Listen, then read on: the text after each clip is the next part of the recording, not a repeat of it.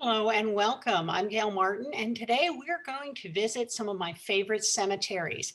These cemeteries are dotted all over the East Coast. They show up in the Gail Z. Martin books, the Gail Z. Martin and Larry N. Martin books, and the Morgan Bryce books. So whichever series you follow, you're, pardon me, you're sure to have seen some of these cemeteries or read about them. So now I'd like you to actually show them to you because they are absolutely gorgeous places. So let's start with Hollywood Cemetery in Richmond, Virginia. Now, Hollywood is an old cemetery. A lot of it, as you can see, is very elaborate. We've got some beautiful monuments here. And Hollywood Cemetery played a big role in Witchbane, which is under the Morgan Bryce name. And you may recognize some of these crypts that are very famous, the Richmond Vampire, for example. Um, all of that took place here at Hollywood Cemetery. There's a pyramid because what cemetery is complete without a pyramid? We've got a famous dog statue that is, the dog was a loyal companion to a little girl who died. And so when the dog passed away, they made a statue of him and put him with the girl's grave so that he could always be her protector. And there we see the city of Richmond in the background and the James River. Beautiful place. Here we see from the inside of one of the mausoleums with some beautiful stained glass. And of course, it's Richmond, Virginia, so there are going to be war memorials and Confederate memorials. Here we have one of the more famous crypts, the A.J. Ford Crypt.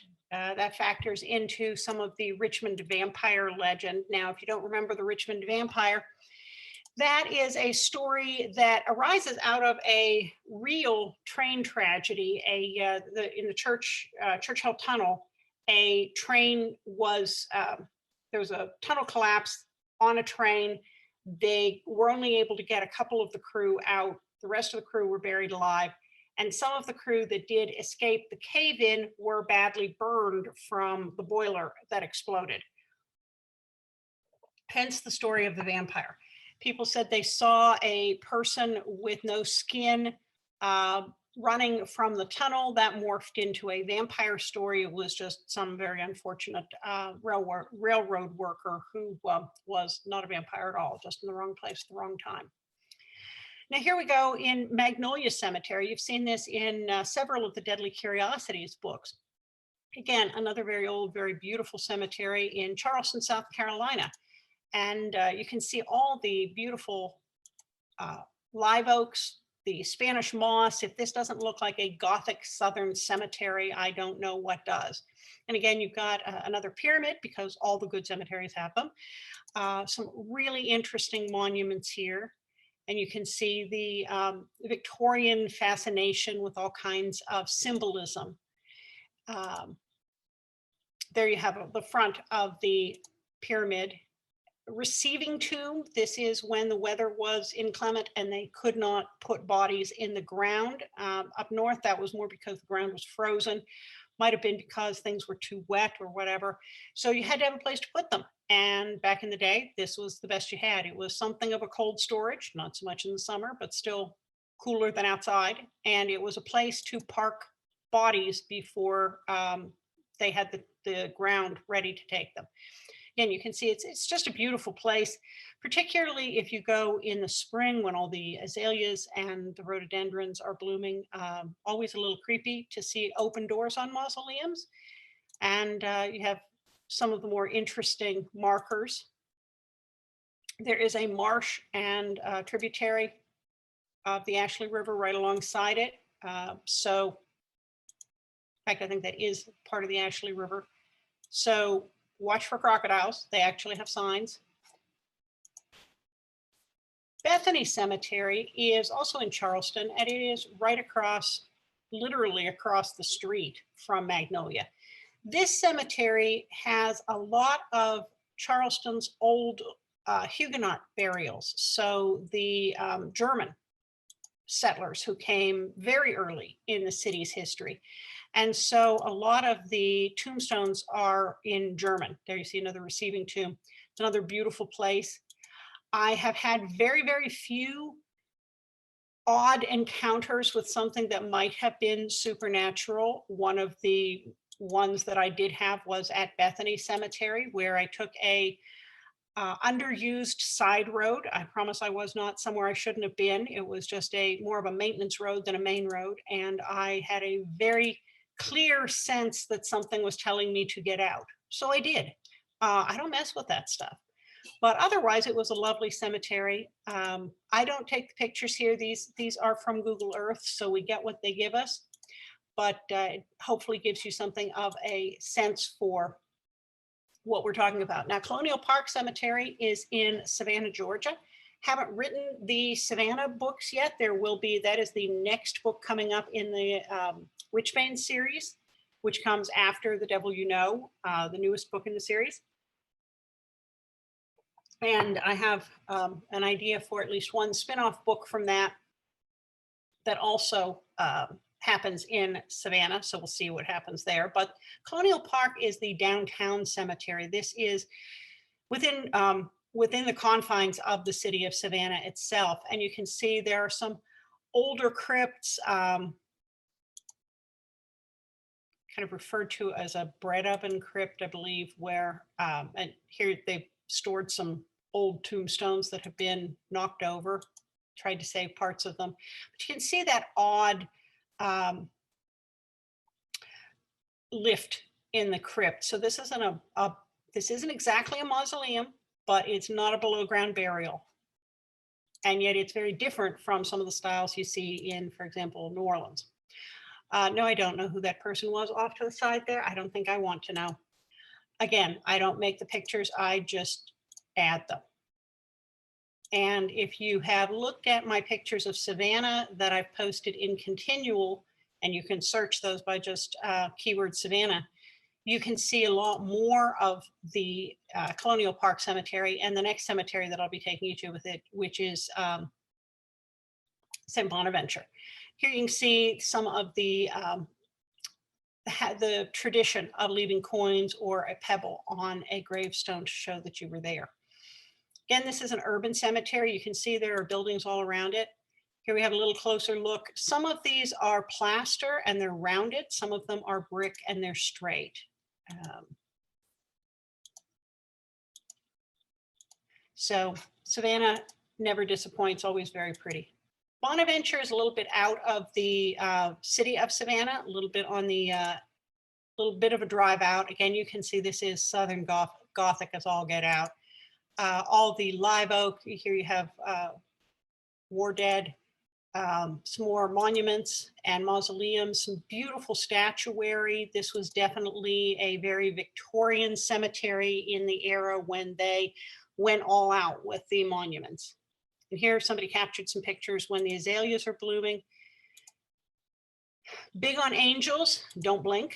But you've also got a lot of family plots, and it's interesting because apparently some of these have underground chambers that have since been sealed off, but they were actual small family chapels that were below ground. So many of them have been sealed off and covered over just to prevent vandalism. Some have been pretty much forgotten. Gracie is a very famous burial there. She has an elaborate statue, obviously a tragic story of a little girl who passed away far too young, and her ghost is said to haunt the cemetery. You can see this is a fertile place to imagine hauntings and all kinds of aged tombstones, many very elaborate markers. Got another pyramid because you've got to have those, and weeping angels, there's Gracie's, and right on the marsh again. So Bonaventure, beautiful place again if you want to just go wander around, very peaceful, wouldn't want to go there at night. Homewood Cemetery in Pittsburgh, that shows up in Iron and Blood. In fact, when we were writing Iron and Blood, Larry and I went to Homewood. We got a private tour. We warned the tour guide that we were authors working on a book. And then we proceeded to block out the positions of the major battle that happens there. And of course, here's their pyramid. And if you read Iron and Blood, you know that our mad genius inventor manages to use a large Tesla coil and hides it in the mausoleum and has some explosive results with that. This is also an older cemetery and a wealthy cemetery in Pittsburgh. And so you have some beautiful, elaborate monuments, gorgeous landscaping. You can see being in Pittsburgh compared to Savannah and Charleston, the landscape's very different. No live oaks here, no Spanish moss, but we did have somebody who decided to have their own memorial with a tree, a cement tree, but bring your own tree. That is the crematory and the offices. So big, beautiful, sprawling place. Allegheny Cemetery, also in Pittsburgh. And you can see these are of an age. They've got their castle structures going with that Victorian impressiveness. And again, more very elaborate tombstones and bronze monuments as we see here. And I believe that is also its crematory. So while you do have some stretches like we saw over a few pictures ago with the mow-over section, you also have some very elaborate things like this where people had the Egyptian gods seeing them off into the afterlife. And deer. So you've got, we're seeing it here in several different seasons. Beautiful, elaborate ironwork. Another rather interesting mausoleum commemorating war dead. We get to see Pittsburgh in the fall. And finally, we're going to go visit Greendale Cemetery. Now, Greendale Cemetery has shown up in both the Storm and Fury stories and in the Mark Wojcik stories. It's located in Meadville, Pennsylvania, which is my hometown. And if you are ever in the area at the beginning of June, which is when azaleas and rhododendron bloom up there, it is gorgeous because as you can see, these are 100-and-some-year-old bushes that have become trees, and they are massive and they are absolutely gorgeous. So we had a werewolf fight. I think we actually had 2 werewolf fights in the Storm and Fury stories. Now they had 1 werewolf fight, and then Mark Wojcik fought some werewolves, but he also fought the naked gnome. Well, this is where the naked gnome was. And you can see there are many post-war, post-World War II burials here, but we also go way back to, I think it's about 1861 with the cemetery. Everybody who has a street named after them in Meadville has a monument here. 1865 was the arch.